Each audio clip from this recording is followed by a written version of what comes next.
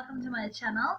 I just wanted to make this quick intro to this video because I know this video is going to jump so much from place to place because I've filmed some of it already, some of it I still need to film, some of it I filmed at work. So in this video I'm going to show you what a Unisa assignment should look like, or what mine looks like, or what's the best way to do this. It's going to be a little bit more in depth about just assignments. So I will also be touching on written assignments and postage and couriering them as well. You can also deliver your assignments to the Unisa office if you're close to one. I am not, so I do online submission.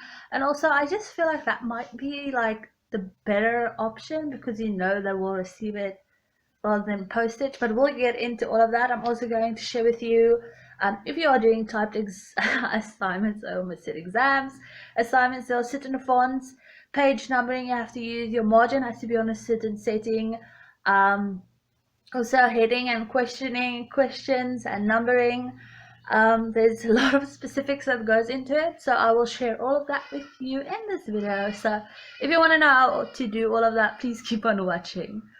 Hi guys, so obviously we're starting the assignment on Word, so you'll see my index page there. I honestly hate doing indexes. It's like the most tedious job and I find it so stupid and so necessary as well. So I'm starting with the cover page, which is the easiest obviously.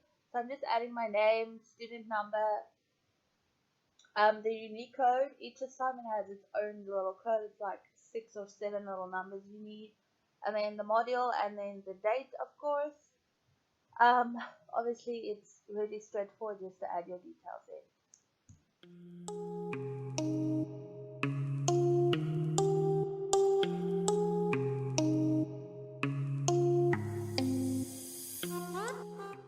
So you'll see I am struggling actually to find the unique code.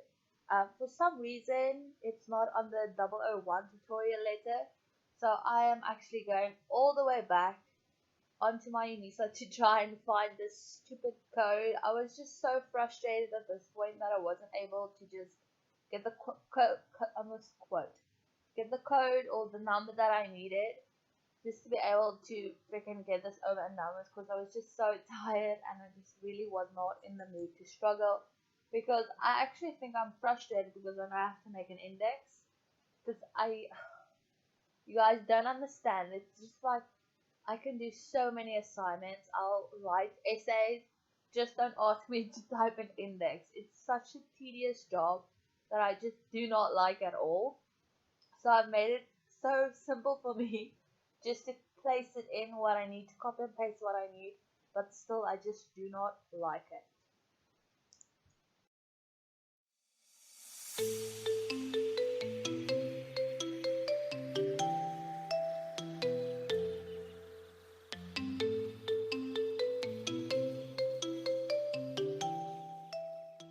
So for the index, I just make 3 little blocks, and then I just normally write on a little piece of paper what question is on what page, so it's easier for me to type. I just have so many hacks just to make the index so simple. So I just copy and paste it actually, because I'm just too lazy to type, and I hate indexes.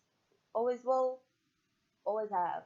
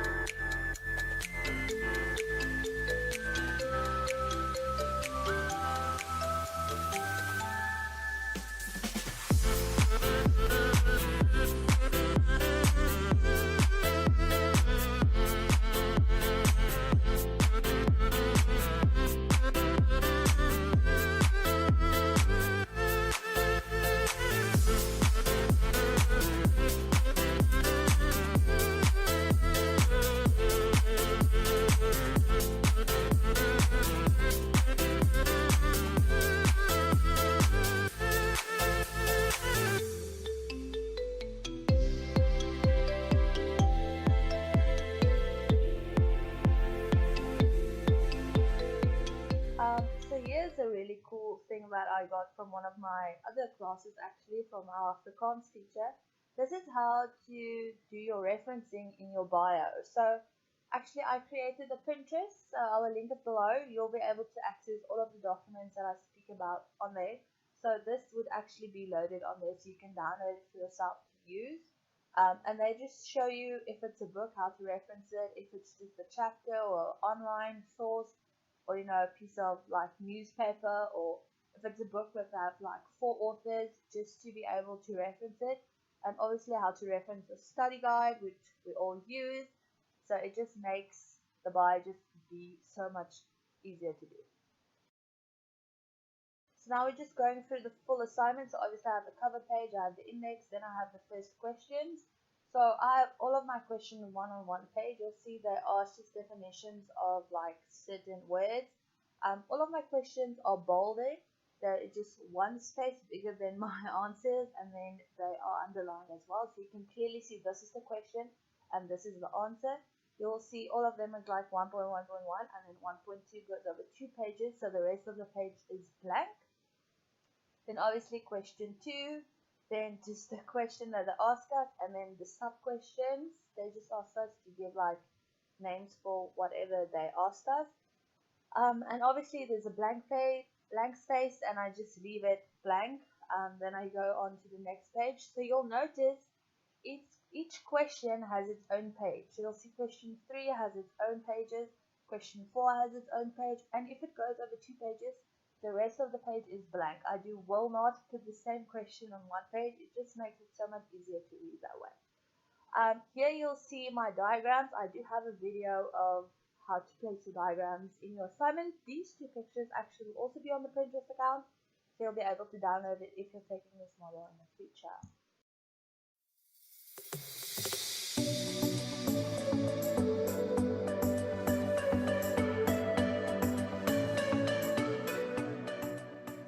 I'm really not used to doing voiceovers, so I am actually doing this for like the second time as well.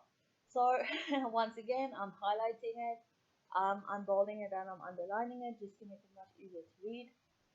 One thing I do like is bullet pointing, but obviously most of the time you'll have to use full sentences and your own words, so it's not always possible to do that.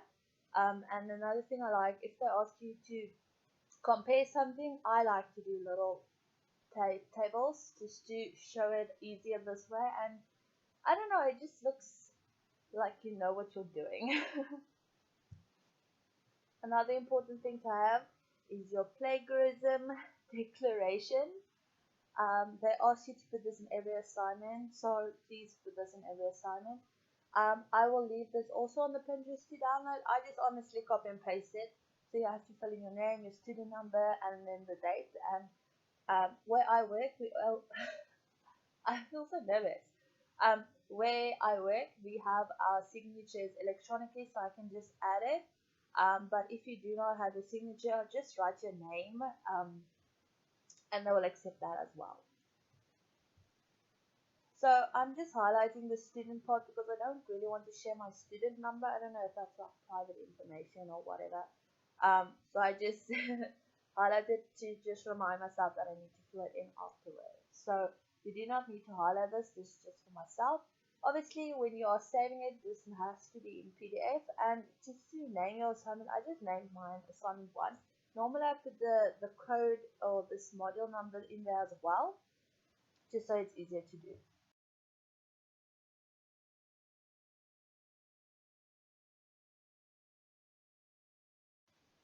Once again, I'm showing you how to upload assignment. I feel like this is in every single video I do.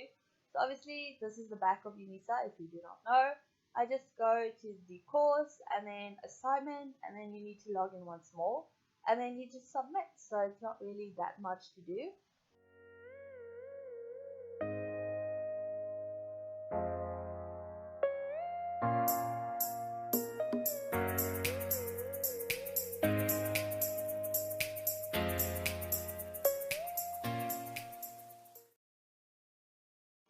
I honestly have the most random shit on this computer.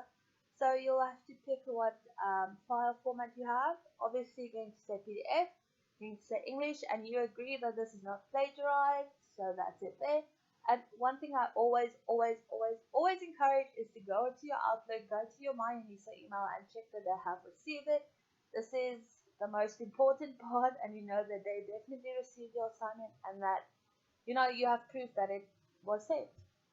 Thank you so much for watching this video. I hope this helped you. If not, I'm so sorry that I let you down.